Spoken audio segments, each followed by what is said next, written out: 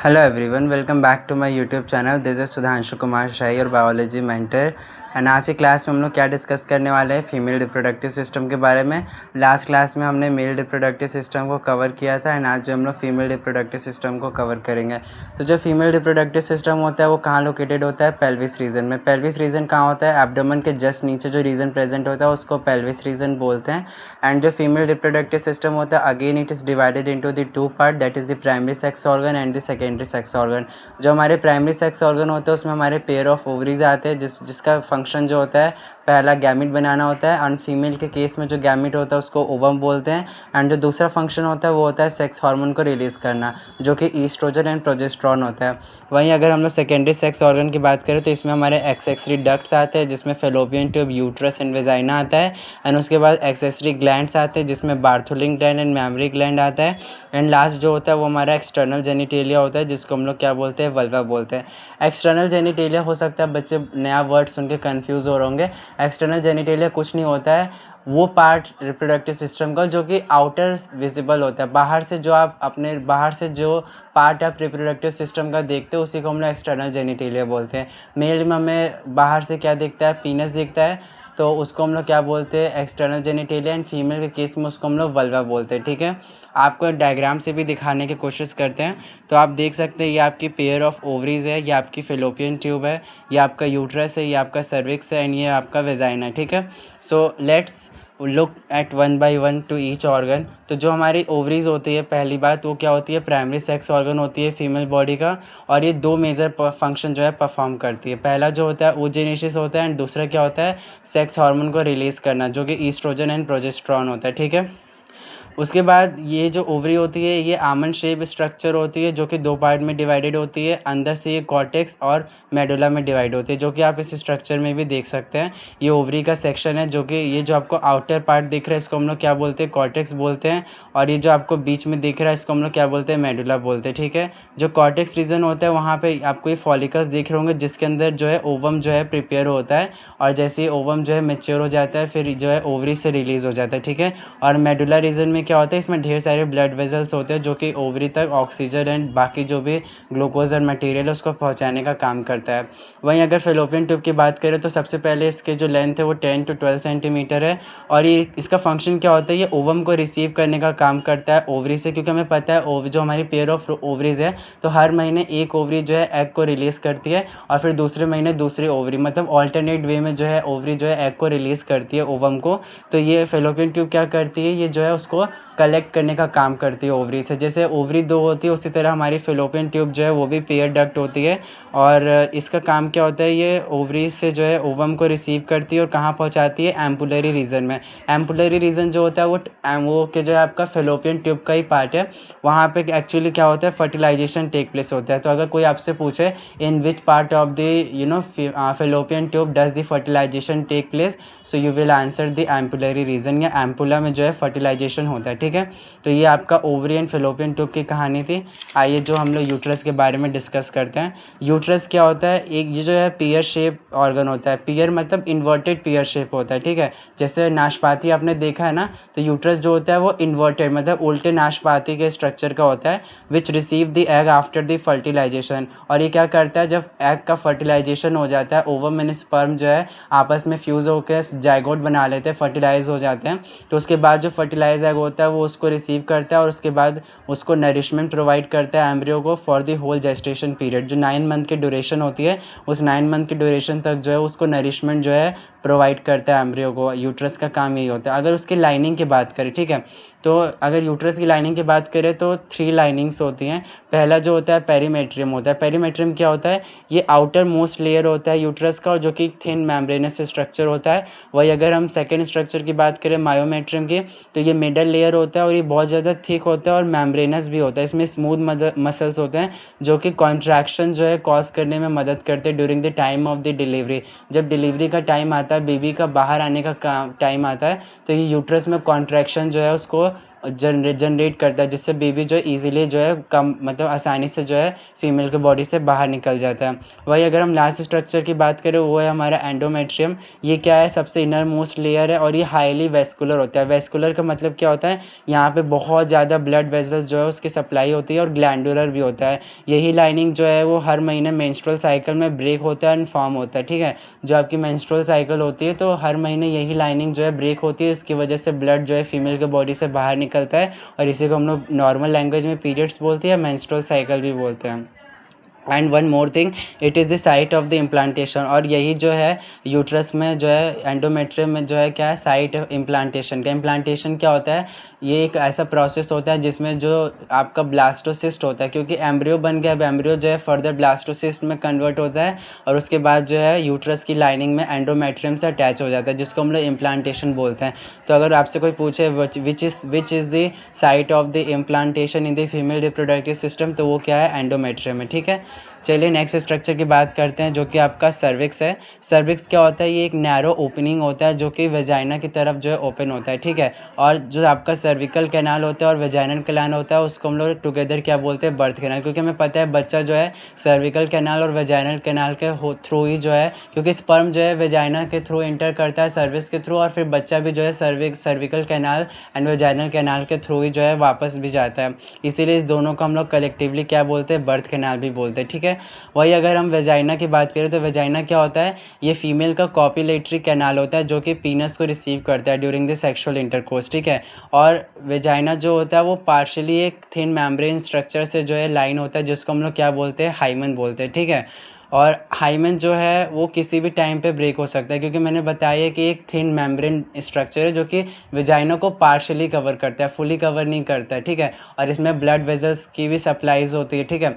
तो ऐसा लोग बहुत ऐसा मिथ है हमारे मतलब सोसाइटी में कि लोग क्या सोचते हैं कि अगर फर्स्ट सेक्सुअल इंटरकोर्स के दौरान जो है अगर फीमेल को ब्लीडिंग नहीं होती है, इसका मतलब कि उसने अपनी वर्जिनिटी लूज़ कर दी है, लेकिन ऐसा नहीं होता है, ठीक है।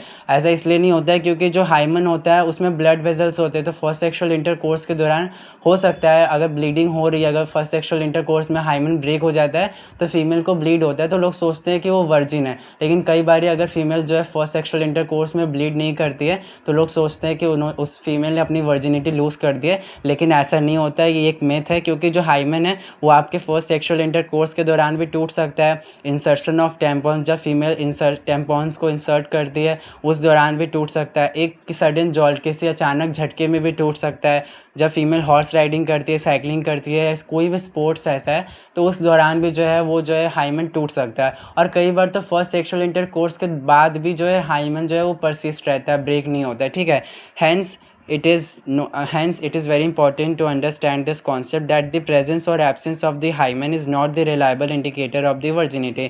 इसका मतलब क्या है, हाइमन का प्रेजेंस या एब्सेंस होना फीमेल के बॉडी में, it is not the reliable indicator of the virginity, ठीक है।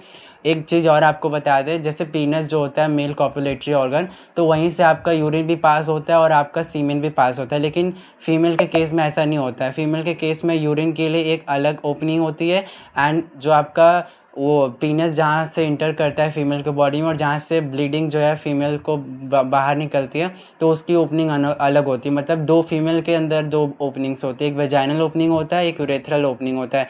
यूरेथ्रा से आपका यूरिन पास आउट होता है एंड वेजाइना से आपका जो फीमेल का मेंस्ट्रुअल ब्लड होता है वो बाहर आता है एंड पीनस जो है वो इंटर करता है, ठीक है। तो इतना ही था आपका फीमेल रिप्रोडक्टिव सिस्टम। आपको एक बार डायग्राम के थ्रू भी समझा देते हैं सारी चीज़ें। तो ये आप देख सकते हैं, ये आपका फीमेल रिप्रोडक्टिव सिस्टम का डायग्राम है, जो कि आप देख सकते हैं ये आपकी पेयर ऑफ ओवरीज है, ये आपका फेलोपियन ट्यूब है और ये आपका यूट्रस है। यूट्रस में आप देख सकते हैं कि बाहर की लाइनिंग जो है वो पेरीमेट्रियम है, जो बीच की आपकी मसल दिख रही है मायोमेट्रियम है, और जो इनर लाइनिंग है उसको हम लोग क्या बोलते हैं, एंडोमेट्रियम, जो कि हर महीना ब्रेक होती है एंड फॉर्म होती है ड्यूरिंग द मेंस्ट्रुअल साइकिल। और उसके बाद जो है ये आपका सर्विक्स है, जो आपको ये नैरो ओपनिंग दिख रहा है, और ये आपका वेजाइनल कैनाल है, ठीक है। आई होप आपको यहाँ तक सारी चीज़ें समझ में आई होंगी। नेक्स्ट जो हम लोग को डिस्कस करना है वो है फीमेल एक्सटर्नल जेनिटेलिया, क्योंकि हम लोगों ने कल की क्लास में मेल रिप्रोडक्टिव सिस्टम में मेल एक्सटर्नल जेनिटेलिया के बारे में डिस्कस किया था, और आज हम लोग को फीमेल एक्सटर्नल जेनिटेलिया के बारे में डिस्कस करना है, जो कि वल्वा है। एक्सटर्नल जेनिटेलिया क्या होता है, फीमेल का वो रिप्रोडक्टिव पार्ट जो आप बाहर से देखते हैं, मतलब बाहर से आपको जो भी पार्ट दिखाई देता है एक्सटर्नली फीमेल का, उसको हम लोग क्या बोलते हैं, वल्वा बोलते हैं, ठीक है। तो फीमेल एक्सटर्नल जेनिटेलिया में क्या होता है, आपका मोन्स प्यूबिस होता है, लेबिया मेजोरा होता है, लेबिया माइनोरा होता है और आपका क्लाइटोरिस होता है, ठीक है। और अगर हम बात करें मोन्स प्यूबिस की, तो ये क्या होता है, ये एक क्वेश्चन ऑफ फैटी टिश्यू होता है जो कि स्किन और स्किन से कवर होता है और उसके ऊपर कुछ हेयर्स भी प्रेजेंट होते हैं, ठीक है। वहीं अगर हम लेबिया मेजोरा की बात करें तो ये क्या होता है, it is a big paired lip like fold tissue that extend from mons pubis and pubic hair and surround the vaginal orifice. ये क्या होता है, एक pair lip like large fold tissue होता है जो कि मोन्स प्यूबिस जो है आपका मोन्स प्यूबिस से ओरिजिनेट होता है और जो आपकी पूरी वेजाइनल कैनाल होती है उसको पूरा सराउंड करता है और इसके ऊपर जो है प्यूबिक हेयर्स भी प्रेजेंट होते हैं और कुछ हेयर्स भी प्रेजेंट होता है बेसिकली। फिर वही अगर हम लेबिया माइनोरा की बात करें तो ये क्या होता है, ये स्मॉल पेयर्ड फोल्ड टिश्यू होता है जो कि लेबिया मेजोरा के अंदर प्रेजेंट होता है और इसके अंदर कोई भी हेयर जो है प्रेजेंट नहीं होता है। वहीं अगर हम क्लाइटोरिस की बात करें तो ये क्या होता है, ये एक टाइनी फिंगर लाइक प्रोजेक्शन होता है जो कि कहाँ पे प्रेजेंट होता है, at the junction of the two labia minora. जो आपकी दो लेबिया माइनोरा होते हैं उसके जंक्शन में प्रेजेंट होता है just above the urethral opening, ठीक है। इसको हम आपको भी डायग्राम से और अच्छे से समझाने की कोशिश करते हैं। और ये जो क्लाइटोरिस होता है ये होमोलोगस होता है किसके, ग्लांस पेनिस के, because it is also the very sensitive part and responsible for the orgasm during the sexual excitement in the female. तो जैसे कि मेल में आपका जो ग्लांस पेनिस होता है वो बहुत ज़्यादा सेंसिटिव पार्ट होता है मेल का और उसके ऑर्गेजम के लिए रिस्पॉन्सिबल होता है, तो उसी तरह सेम वे में जो आपका क्लाइटोरिस है वो फीमेल का सबसे ज़्यादा सेंसिटिव पार्ट होता है फीमेल रिप्रोडक्टिव सिस्टम का, जो कि फीमेल को सेक्सुअल प्लेजर और लिबिडो में हेल्प करता है, ठीक है। अगर हम फीमेल के एक्सटर्नल जेनिटेलिया का डायग्राम देखने की कोशिश करें तो ये आप देख सकते हैं, ये फीमेल का एक्सटर्नल जेनिटेलिया है।